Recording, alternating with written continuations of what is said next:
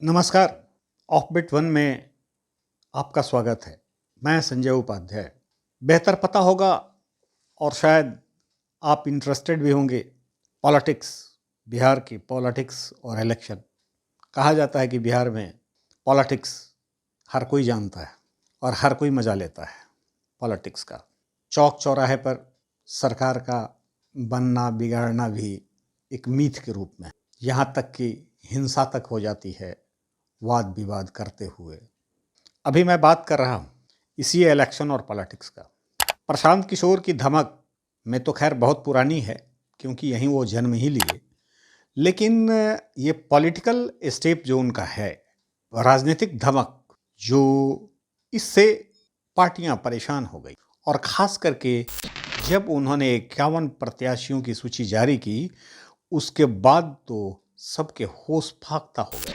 कारण कि उन्होंने उसमें सामाजिक समीकरण का पूरा ख्याल रखा है। मेरा मतलब ओबीसी, ईबीसी, फॉरवर्ड सबको देखते हुए, जैसा उन्होंने पहले दावा किया था, माने परसेंटेज वाइज, प्रतिशत वार उन्होंने टिकट का बंटवारा किया है।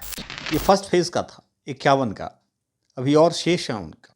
लेकिन ये पहला ही पासा से उन्होंने चौंका दिया है पॉलिटिकल पार्टीज को, खास करके बड़ी पार्टियों को, क्योंकि सामाजिक समीकरण का ताना बाना, राजनीतिक ताना बाना उन्होंने बेहतर बुना है। भले परिणाम जो आए, वैसे उनका दावा रहा है कि वो कभी भी वांछित अवांछित तत्व को वो टिकट नहीं देंगे, वांटेड को टिकट नहीं देंगे, अपराधियों को टिकट नहीं देंगे। बेहतर पता होगा कि उन्होंने टिकट दे दिया, एक किन्नर को भी दिया, प्रीति किन्नर को दिया, गोपालगंज से दे दिया।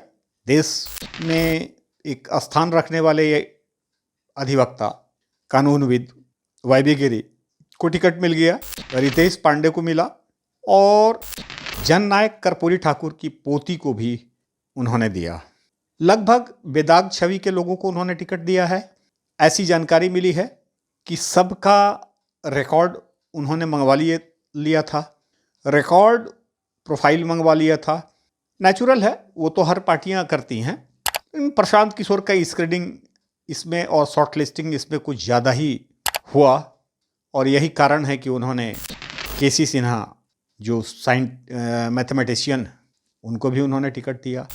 मेरा मतलब कि यह बिहार में एक्सपर्ट्स का कहना है कि यह पहला मौका है जब बिहार में इतने स्वच्छ छवि के लोगों को राजनीति में उतारने की न केवल कवायद शुरू हुई है, बल्कि उन्हें टिकट देकर पूरी ताकत भी लगा देने का दावा किया गया।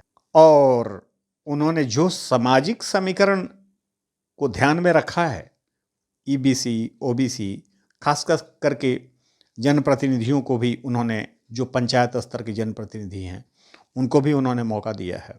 उनका ग्राफ लोकप्रियता की जांच करते हुए आप बेहतर समझ गए होंगे।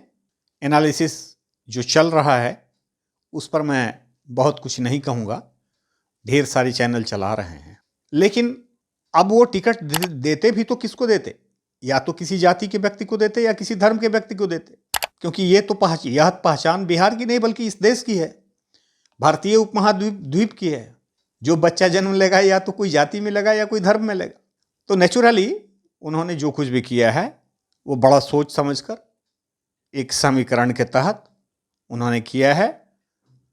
जो चल रहा है परसेंटेज वाइज, उसकी चर्चा मैं नहीं करना चाहता हूं, लेकिन उनके द्वारा जो पासा फेंक दिया गया है उसको लेकर इंडी महागठबंधन और एनडीए सकते में तो नहीं पड़ी, क्योंकि क्यों सकते में पड़ेगा, लड़ना है, उन्हें भी लड़ना है। लेकिन असामाजिक समीकरण का ख्याल वो लोग भी करते हैं। मेरा मतलब एनडीए भी और इंडी महागठबंधन भी। समझ गए होंगे।